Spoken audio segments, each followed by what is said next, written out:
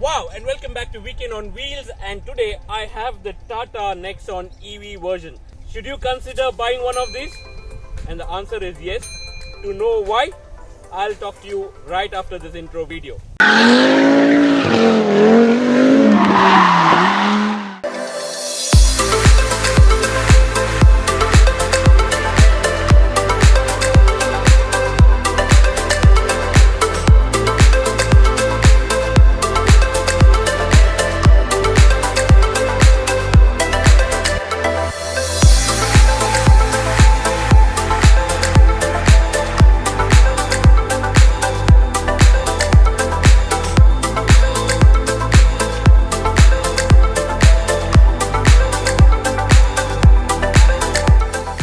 So right now I have Rahul Pai, who owns this particular car, and he's going to talk about his experience, the ownership experience, and the reason why I told it's worth buying one of these. So I welcome Rahul. Hi Rahul. Hi Girish. So how long have you owned this car? It's been about 3 months since I've been owning this. Okay. So what was the primary reason you picked this particular car? I think I wanted to get a EV Okay. for my usage. Okay. I drive a lot. Okay. Interstate, intercity, Okay. within the city also. So one of the main reasons was to cut down on the running cost, Okay. and probably the pricing was Tata has come up with was very attractive to get the Use a diesel or a petrol I car? had a diesel car. So you used to have a diesel car. So have you seen a considerable difference between a diesel to EV You mean on the in terms of cost, everyday running cost? Definitely.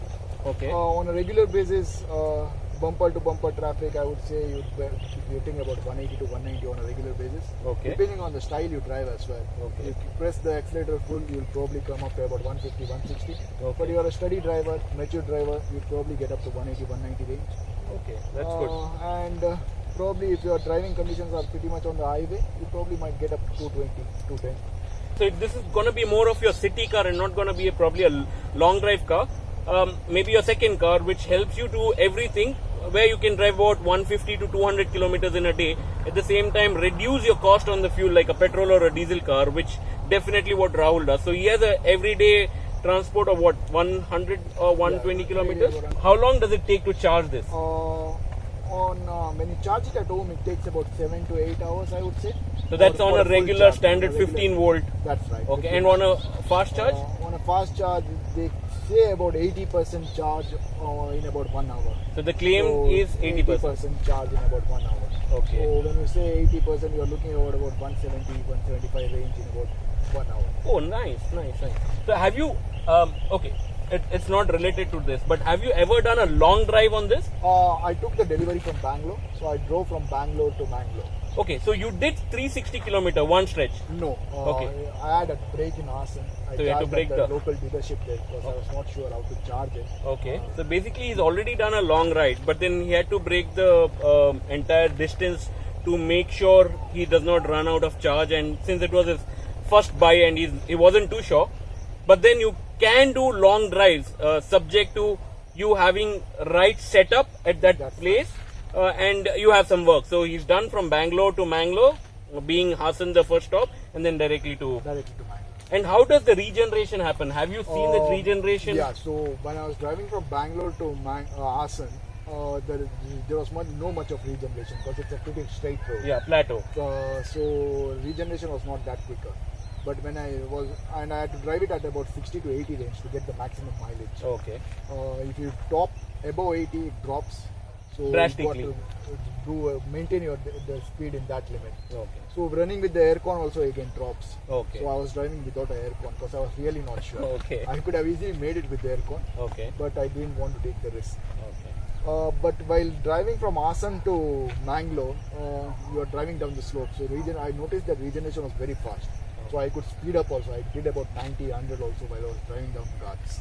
Nice. So regeneration was quite fast, and at one point of time my meter, that distance that I can travel plus distance what I had traveled was showing me more than 250 kilometers. Okay. So if you had to sum this up as a electric car and why people should pick this up, or tell me 3 main points that you would definitely tell anybody.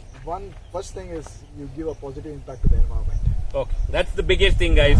positive thing to your environment, which is one of the biggest things these cars do. Any electric car. You don't feel guilty of driving it more. So no guilt about driving more kilometers. Yeah. Okay. So then, if your usage is more, probably definitely you should consider. Okay. So have you done your first service? I've done my first service.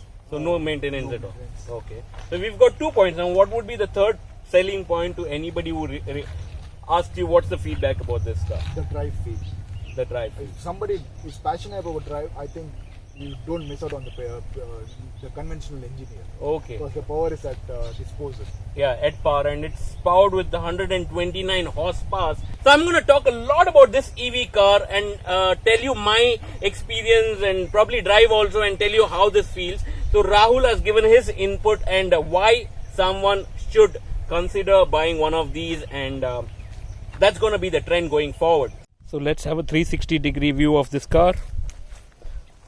So if you look at the front, very a premium looking car. Look at all of them are LED lights, DRL LED lights, come with mag wheels, and you see these very elegant blue lines only on the EVs. So that is there across the design line, right from the very front grille. Even when you look at the back, the similar blue line follows across, and that you can see in the interior as well. I'm going to show you the interiors and tell you more about the interiors and how do they look.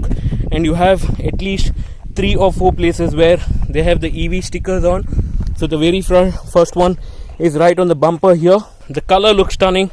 The entire combination of white and blue with this looks amazing. And to add a little bit of extra tinge to it is these very cool looking blue color bumper fits, and this also has seen a facelift compared to the old one. So this looks much more beautiful.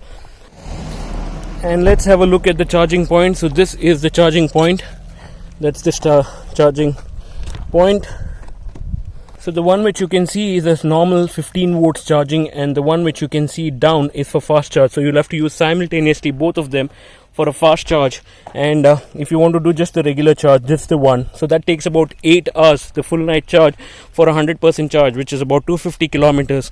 And then if you're using the fast charge, it takes about an hour for a 80% charge, which gives you an average distance of about 180 to anything between 150 to 180. And yes, let's get inside the car and tell you a little more about how the interior is. So this gets a very elegant interior, and if you see, even the design line of the electric representation continues inside as well. So if you see, there is a nice lining in your AC, the air condition, and also near your Odo there's this nice little blue color coming in, and then that continues onto your storage box as well.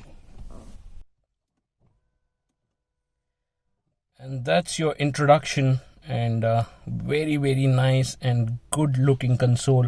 The Odo looks very neat and clean. So you have certain things in the Odo. One is your speedometer, the Odo, which tells you what's the kilometer per hour kilometers, and then you have the modes on your left hand side, which says what mode are you driving in. So that is eco mode, power mode, and regeneration mode. And then you have this indicating what your knob looks like, so whether it's a neutral, reverse, drive mode, or S mode, which is sports mode. And on the top shows the indication of what is the battery level in terms of kilometers. So right now we have a range of 215 kilometers. And then right here also shows you the car when you're driving. It's going to show you how the power flows in, and whenever you're braking or when you're going downhill, how the regeneration happens. And that tells you the kilometer basically. And then you have an infotainment which can connect to your phone and does a lot of stuff in this infotainment. So you have radio, your mobile connectivity, you have Android Auto, you have Apple CarPlay, then you have USB in. So you have the Android phone here, you have the Apple car Connect here, radio, music system. Also comes with Harman Kardon speakers.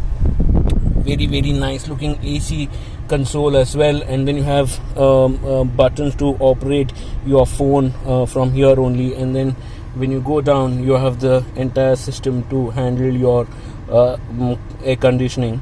And You have a little space for keeping your car key and everything, and then this is the knob which you use to show whether it's a neutral, drive mode, sports mode or reverse mode. I have a small problem here. Normally this indicates in terms of red, so if you're in dark you can know which mode you are in, otherwise you'll have to see the screen here in which mode you are. So currently it says N, so that means it's in neutral. And then you have a small pocket here,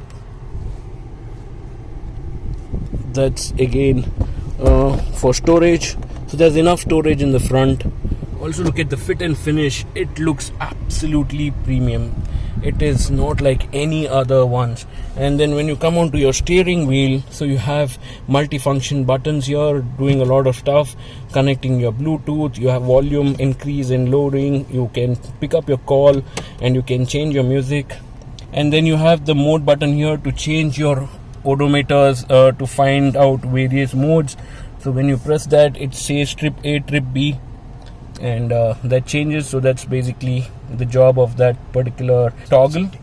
And when you press the center button, it's for settings. You can change all the settings for clock and various other settings. So that's basic thing. And you come onto your right hand side, you can adjust your mirror. So you have this mirror setting button where you can adjust it internally itself for both right and left mirror. And let's have a look at the boot. So it's a one push open boot, and that's quite a massive boot. I'm not too sure about how many liter is the boot, but then this can easily carry 2 to 3 good size your cabin suitcases and a couple of bags maybe, and it's a perfect car for a family. Now let's drive and tell you more about this car.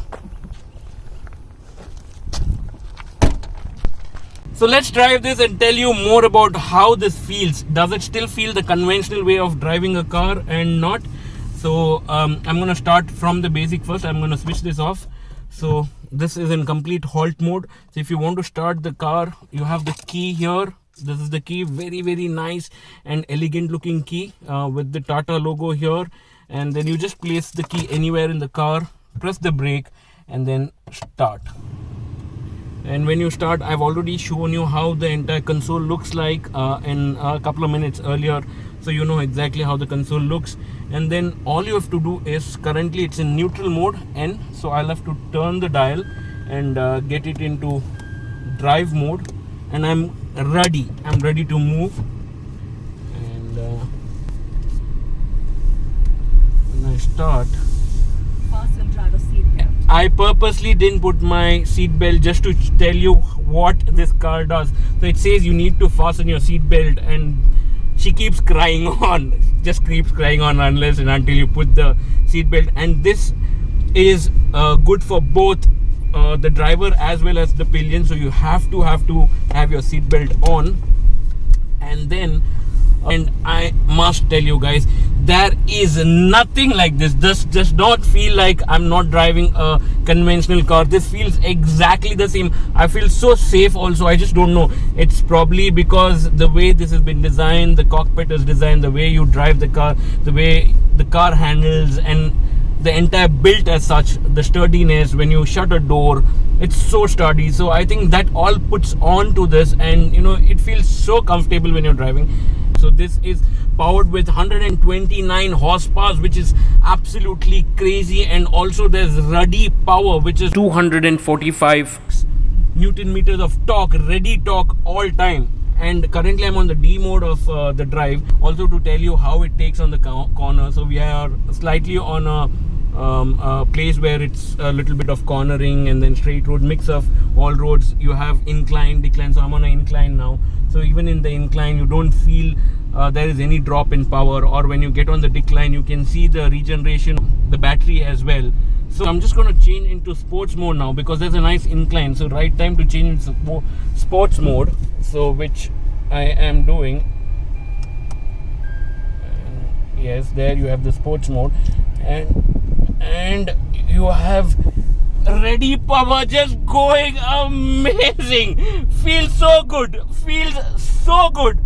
The power is intuitive. I mean, if you are not a regular guy who drives cars then this can be too much overwhelming to anybody. You need to actually be careful when you get onto the sports mode, because the power is brilliant, and to complement that is the braking of the car. The braking of the car is so good, and if you're a kind of person who does about average 100 kilometers a day or 150 kilometers a day and are concerned about your fuel charges and want to reduce it, yes, maybe one time there is a premium to pay for this kind of car, but then like he mentioned, over a period of a year or two, your money is recovered.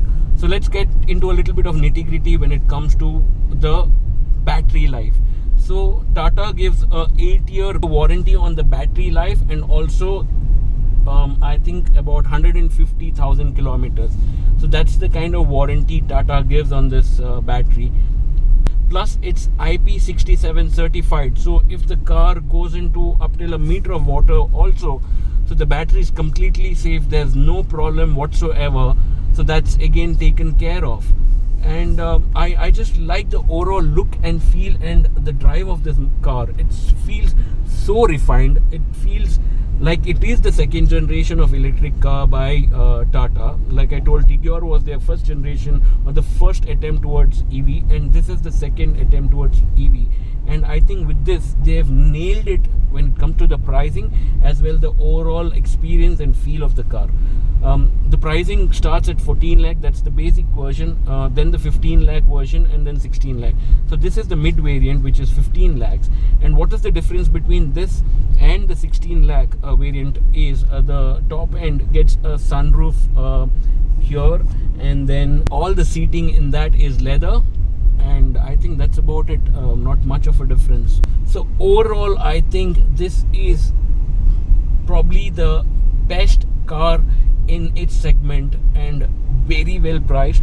If you're looking at something within a range of 15-16 lakhs, the answer is yes. Do not even think twice, go take a test drive, and then if you're convinced, I know it's in your garage. So I'll see you later. So that's all I had to talk about this Tata Nexon EV, and thanks to Rahul for giving me the opportunity to drive this. And if you're new to my channel, do not forget to subscribe and also hit the bell icon to make sure you get an update on every video I upload.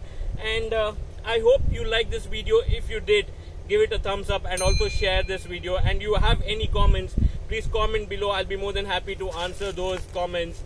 And until the next video, stay at home, stay safe. I'm going to say bye for now.